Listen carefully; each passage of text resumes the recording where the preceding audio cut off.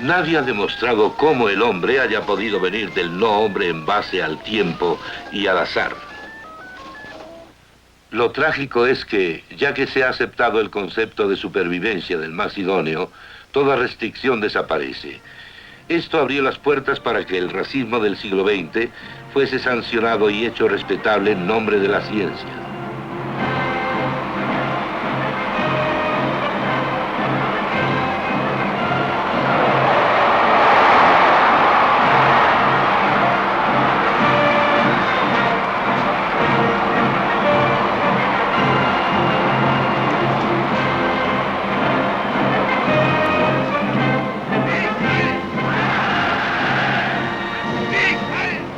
Cuando el cristianismo bíblico de la Reforma cesó de ser el consenso para la sociedad alemana, cuando el caos político y económico, así como la autorización moral, prevalecieron, el escenario estaba listo para el movimiento nazi.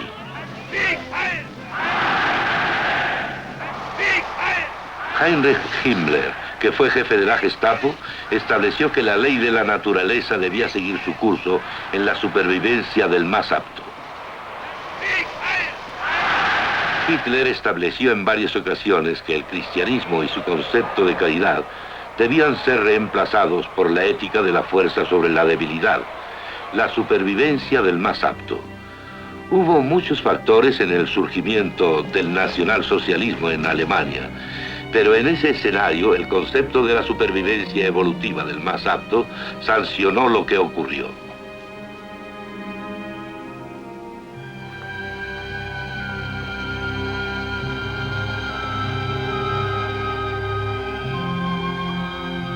El humanismo se estableció para hacer al hombre autónomo y resultó muy pobre. De manera inadvertida e importante, varios de los actuales defensores de la ingeniería genética usan los mismos argumentos para hacer valer su posición. Dicen que la ingeniería genética debe ser usada para la supervivencia del más apto, en lugar de que los avances médicos mantengan vivos a los débiles para producir una nueva generación.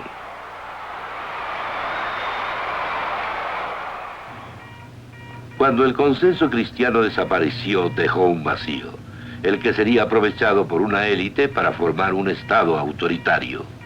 Cuando hablamos del Estado autoritario, no debemos pensar en el modelo de Hitler o Stalin, sino más bien en un manipulador Estado autoritario. Los gobiernos del mundo tienen a su disposición formas de manipulación más allá de lo que el mundo haya conocido anteriormente. Los trasplantes de órganos son un descubrimiento útil y podemos alegrarnos de ello. Para obtener el riñón necesario y otros órganos para trasplantes, el cirujano naturalmente tiene que esperar la muerte del donante. La definición aceptada de muerte solía ser el paro de los latidos o de la respiración. Ahora la definición es una onda cerebral nula. Esto no es erróneo en sí mismo, pero da lugar al aprovechamiento del muerto. Mediante la onda cerebral nula, estos cuerpos pueden mantenerse vivos indefinidamente para aprovechar su sangre, aprovechar sus órganos para trasplantes y para la experimentación. Sin la línea absoluta que el cristianismo da del hombre como ser único, las cosas que no son buenas en sí mismas pueden conducir a una creciente pérdida de la humanidad. Para el hombre moderno no hay límite marcado entre lo que debería y lo que no debería ser, y hace entonces todo lo que puede hacer. Cualquier deber moral es solo lo que es sociológicamente aceptado en ese momento. Siendo cristiano, posee un punto de referencia en la Biblia, un punto de referencia mediante sus enseñanzas, y de esta manera poseo la base con que juzgar toda obra.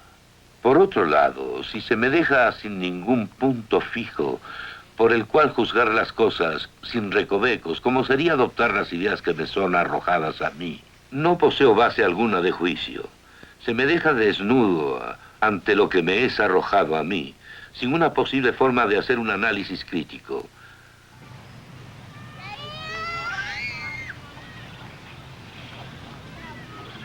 Hay muchas parejas que no pueden tener hijos debido a un bajo conteo espermático por parte del esposo.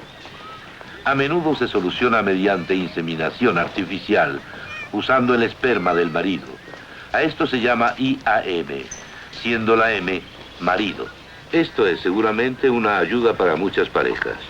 Luego tenemos el IAD, el esperma de un donante, de otro hombre. ¿En dónde está la demarcación? ¿En dónde comienza el adulterio?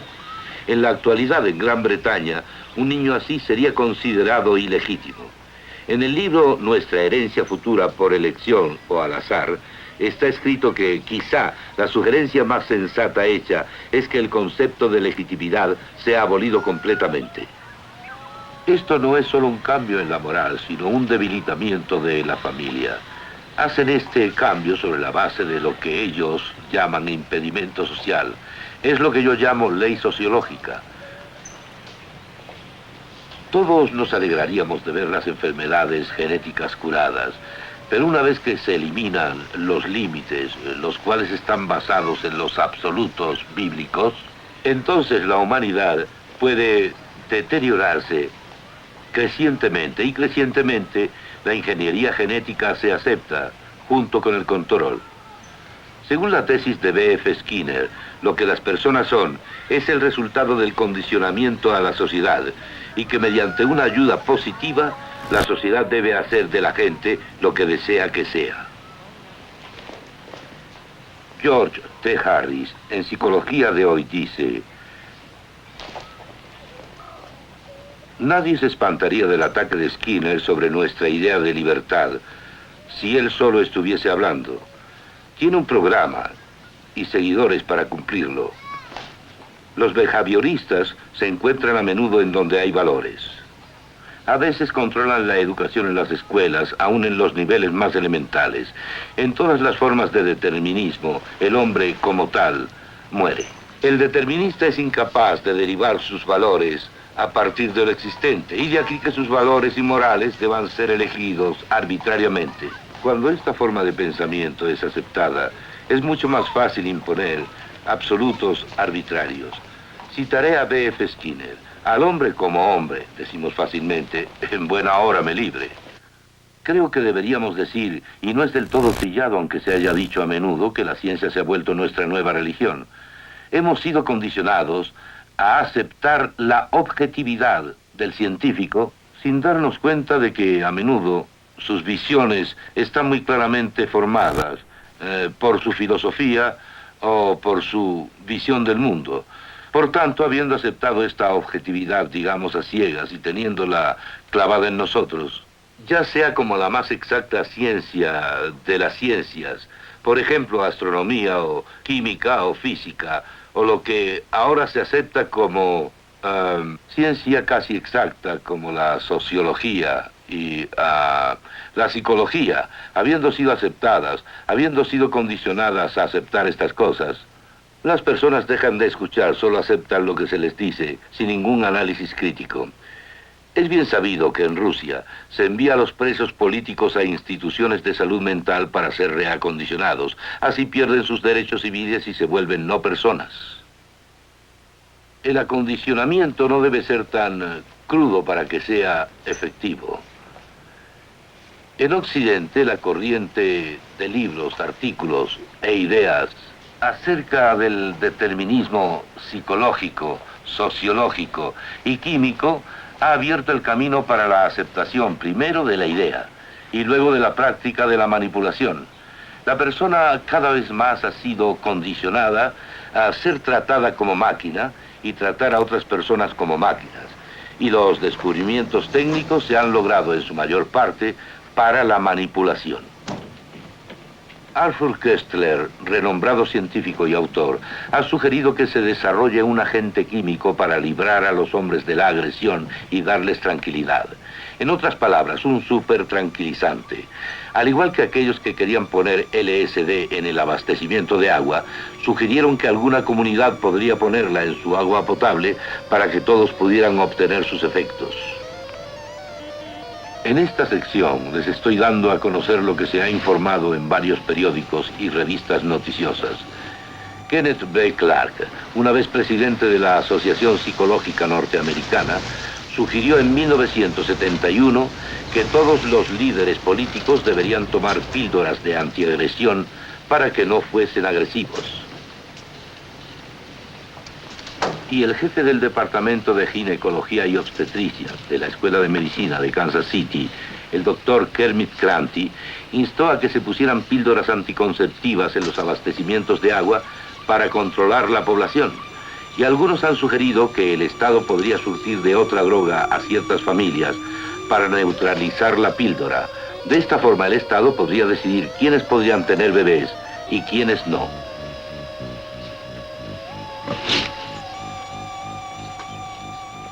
Russell V. Lee, profesor clínico emérito de la Escuela de Medicina de la Universidad de Stanford, dijo que todos los funcionarios públicos deberían someterse a exámenes psicológicos anuales exhaustivos.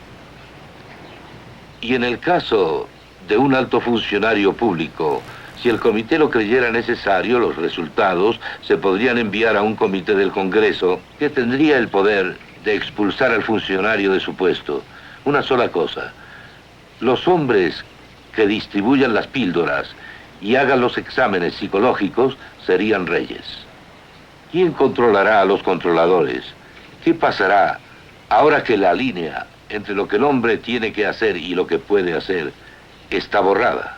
Y si el hombre es solamente eso, una gran máquina, ¿cuál es el valor de la continuación de la especie humana?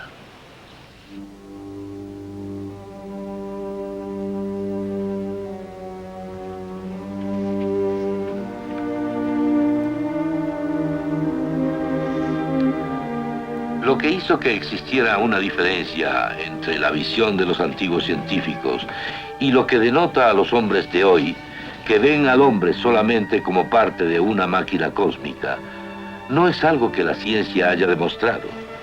Simplemente fue un cambio en la perspectiva filosófica del científico, apartándose de la base primitiva que tuvo la ciencia, de un mundo que había sido creado por un Dios razonable. Y la única forma en que podríamos regresar sería retornar a lo que los primeros científicos creyeron: un Dios que existe y que no es silente, que ha hablado de tal manera que las personas lo pueden entender en la Biblia y en la revelación de Cristo. Y en la Biblia y en la revelación de Cristo encontramos la verdad, que nos brinda la clave de todo en la vida.